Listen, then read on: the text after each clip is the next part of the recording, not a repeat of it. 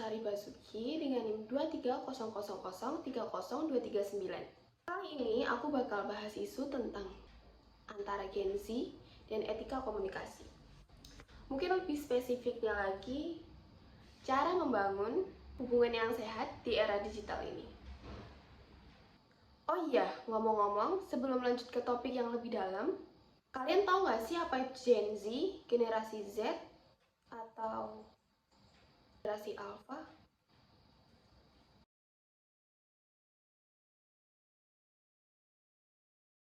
Oke, jadi Gen Z atau generasi Z bisa dibilang istilah atau penyebutan kelompok orang yang lahir di kisaran tahun antara 1996 sampai 2010 ke atas. Mereka adalah generasi yang tumbuh di era digital, di mana teknologi dan media sosial berkembang pesat dan menjadi bagian penting dari kehidupan mereka. Gen Z memiliki karakteristik yang berbeda dari generasi sebelumnya, seperti generasi milenial, X, dan baby boomer. Gen Z itu dipertemukan dengan teknologi di usia yang sangat muda, terutama berkat kehadiran media sosial dan internet. Mereka terbiasa dengan teknologi dari usia dini, sehingga memiliki tingkat kefasihan teknologi yang luar biasa dibandingkan dengan generasi sebelumnya. Gen Z itu cenderung eksploratif dengan kemampuan belajar mandiri melalui internet dan informasi yang mudah diakses secara online. Saking terus-menerusnya terekspos dengan berita global dan masalah sosial yang tampak di dunia maya, Gen Z cenderung memiliki tingkat kesadaran yang tinggi tentang isu-isu yang terjadi di sekitarnya. Mereka sering menyuarakan pendapat mereka melalui media sosial atau menjadi trendsetter dengan memanfaatkan kesadaran akan lingkungan hidup dan tantangan sosial. Selain itu, Gen Z juga dikenal sebagai generasi yang inovatif, kreatif, dan suka berbagi. Mereka cenderung menjadi pengguna media sosial yang aktif mendokumentasikan setiap momen dalam hidup mereka dan membagikannya ke dunia maya. Mereka banyak mengenal berbagai platform media sosial seperti TikTok, Instagram, Snapchat, Pocket, yang memungkinkan mereka buat berkreasi dan mengekspresikan diri mereka dengan berbagai macam cara yang unik. Disebabkan generasi yang lahir dan tumbuh di era teknologi digital yang berkembang pesat, menjadikan mereka terbiasa dengan kemajuan teknologi sejak usia dini. Oleh karena itu, Gen Z memiliki beberapa karakteristik. Yang pertama, Gen Z cenderung memiliki mentalitas yang inovatif dan kreatif. Mereka tumbuh dalam lingkungan digital yang kaya akan informasi dan kesempatan untuk mengembangkan kreativitas mereka. Hal ini memungkinkan mereka untuk berpikir out of the box dan menemukan solusi-solusi baru dalam menghadapi tantangan yang ada. Yang kedua, Gen Z memiliki pola komunikasi yang berbeda dari generasi sebelumnya. Mereka terbiasa menggunakan media sosial dan aplikasi pesan instan untuk berinteraksi dan bertukar informasi. Kemampuan mereka untuk menggunakan teknologi ini secara efektif dapat menjadi kunci bagi Indonesia dalam memanfaatkan potensi digitalisasi. Karakteristik lainnya yang dimiliki Gen Z yakni mobilitas dan fleksibilitas. Mereka terbiasa dengan perubahan dan adaptasi dalam kehidupan mereka yang cepat dan dinamis. Kemampuan untuk beradaptasi dengan cepat ini dapat menjadi pendorong bagi Indonesia dalam menghadapi perubahan ekonomi dan teknologi yang cepat. Terakhir, Gen Z juga cenderung memiliki semangat kewirausahaan yang tinggi. Mereka memiliki motivasi untuk menciptakan dan mengembangkan sesuatu yang baru. Semangat ini dapat menjadi modal penting bagi Indonesia dalam mengembangkan sektor industri dan bisnis yang inovatif.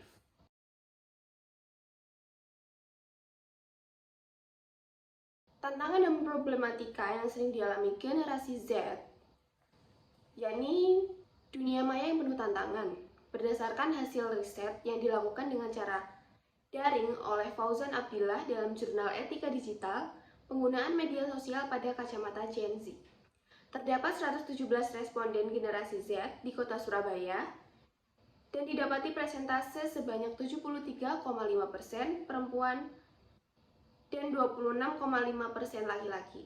Hal ini menunjukkan bahwa generasi Z dengan gender laki-laki lebih mendominasi dalam hal mengisi kuesioner dan ikut berpartisipasi menjadi responden penelitian daripada Gen Z dengan gender perempuan di Surabaya.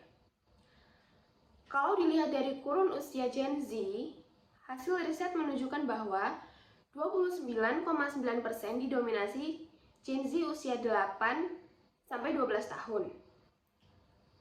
Selanjutnya 22,2% usia 13 sampai 16 tahun. 23,9% usia 17 sampai 20 tahun dan 23,9% berusia 21 sampai 24 tahun. Hal ini menunjukkan bahwa pengelompokan Gen Z atau pengkotak-kotakan Gen Z di Surabaya berdasarkan kurun usia sebagai responden penelitian hampir sama, tapi tetap didominasi oleh Gen Z yang berusia 8-12%. Selanjutnya, berdasarkan hasil riset beberapa pendapat responden yang menerima atau membaca berita hoaks di media sosial bahwa 64,1% menyatakan sering, 28,2% menyatakan pernah, dan 7,7% menyatakan tidak pernah sama sekali. Hal tersebut menunjukkan bahwa Gen Z masih sering menerima hoax atau berita hoax di media sosial. Maraknya berita hoax yang menyebar di media sosial seakan memberikan kebebasan bagi siapa saja yang mengaksesnya. Tidak adanya batasan yang seolah-olah menjadikan masyarakat berperan aktif dalam menanggapi, merespon, dan membagikan dengan sesuka hati apa yang telah dibaca dan ditonton dan didapatkan dari share dan link dari orang lain. Mirisnya, hal tersebut tanpa melalui konfirmasi, analisa, dan klarifikasi mengenai isi berita di dalamnya. Hampir 80 responden menerima dampak dari hoax. Beberapa dampak tersebut diantaranya panik, salah paham, dan menjadikan fitnah yang jika disebarluaskan akan menjadi berita-berita baru yang jelas salah. Beberapa langkah yang diambil apabila responden mendapatkan atau menerima berita hoax sesuai dengan riset kepada responden sekitar 60,7% lebih memeriksa kebenarannya, apakah hal tersebut benar atau salah. 38,5% lebih cuek dan mengabaikan bahkan langsung menghapus berita hoax tersebut. Serta 0,9% masih mempercayai dan langsung meneruskan pemberitaan ke orang lain. Hal tersebut menunjukkan bahwa responden ketika menerima dan membaca berita hoax tidak semena-mena meneruskan dan memberitahukannya kepada orang lain dengan cara menyebarluaskan. Namun, mereka cenderung akan memeriksa dahulu kebenarannya dan langsung menghapus pesan hoax tersebut, dan bahkan ada juga yang langsung menghapusnya. Pada poin ini, diharapkan para responden generasi Z mampu menangkal berita hoax yang menyebar luas di kalangan masyarakat, dan hasil dari jawaban yang diberikan pada responden menunjukkan responden berperan aktif dalam memberantas hoax di media sosial. Selanjutnya yakni pentingnya memfilter informasi. Etika digital pada Gen Z memiliki celah yang perlu dicermati, dikembangkan, dan ditemukan solusinya.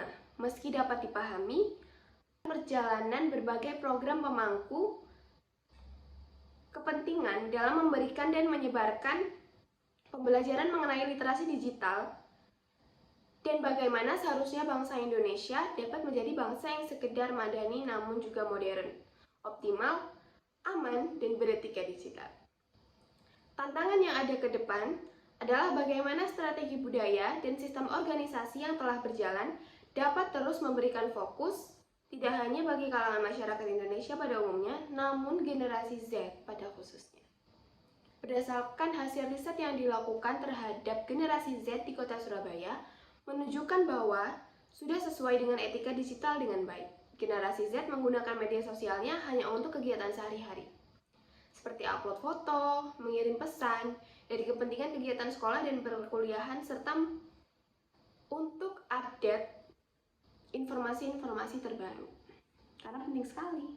Hasil sensus penduduk tahun 2020 yang telah dirilis Badan Pusat Statistik dan memberikan gambaran mengenai komposisi penduduk Indonesia yang sebagian besar berasal dari generasi Z dengan persentase 27,94%. Ketika membaca peta peranan media sosial pada kehidupan generasi Z, memiliki peran penting dalam memberikan pengaruh pada perkembangan Indonesia saat ini, maupun nanti dengan bagaimana harapan, perspektif, maupun preferensi dengan beragam tantangan dalam lingkup terkecil hingga terbesar dalam beretika digital yang dapat ditelaah lebih lanjut. Dari 5 karakteristik utama generasi Z, yaitu media sosial yang menjadi sebuah tolak ukur dan pintu utama generasi Z untuk dapat terkoneksi dan saling berkomunikasi sekaligus menumpahkan isi hati. Generasi Z melihat media sosial sebagai sebuah cerminan diri untuk eksis dan tidak ada keterasingan. Ketiga, adanya kesenjangan bakat, minat, dan keterampilan sehingga perlu adanya upaya optimal dalam mentransfer inovasi, difusi, dan keterampilan sebagai proses komunikasi yang saling terkoneksi dalam motif yang kuat. Keempat, adanya kecepatan adaptasi dan kemudahan dalam berbagai koneksi dan jelajah di jejaring internet maupun segala aktivitas virtual. Dan yang terakhir, pola pikir secara global dan pandangan yang menyeluruh dalam melihat keberagaman dan segala perbedaan. Namun, di satu sisi, generasi Z juga sering sulit mendeskripsikan dirinya sendiri. Melihat dari kondisi generasi Z yang mudah dalam beradaptasi dan menemukan segala perbedaan serta mudah dalam mengaplikasikan maupun ikut dalam tren yang sedang berjalan di media sosial, memberikan suatu peringatan akan kondisi dan solusi dalam meningkatkan kehati-hatian akan segala kebudayaan kondisi informasi yang deras masuk ke setiap media sosial dalam kehidupan dunia digital.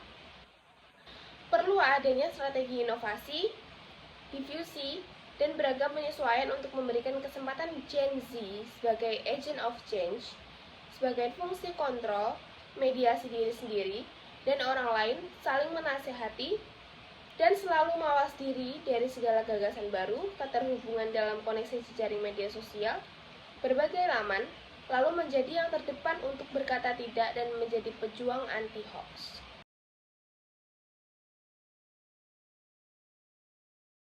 Generasi Z di era digital ini, etika komunikasi menjadi kunci. Mari jaga hubungan kita dengan menghormati, mendengarkan, dan membangun lingkungan online yang positif.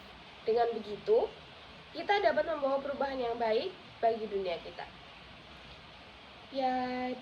Bisa dibilang dari beberapa common issue yang disebutkan sebelumnya, tentunya kita sebagai pelaku atau Gen Z, dimanapun kalian berada, tolong untuk selalu mempraktikkan etika komunikasi yang baik.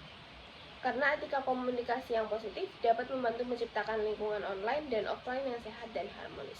Terima kasih, sekian dari saya. Thanks for watching. Please subscribe.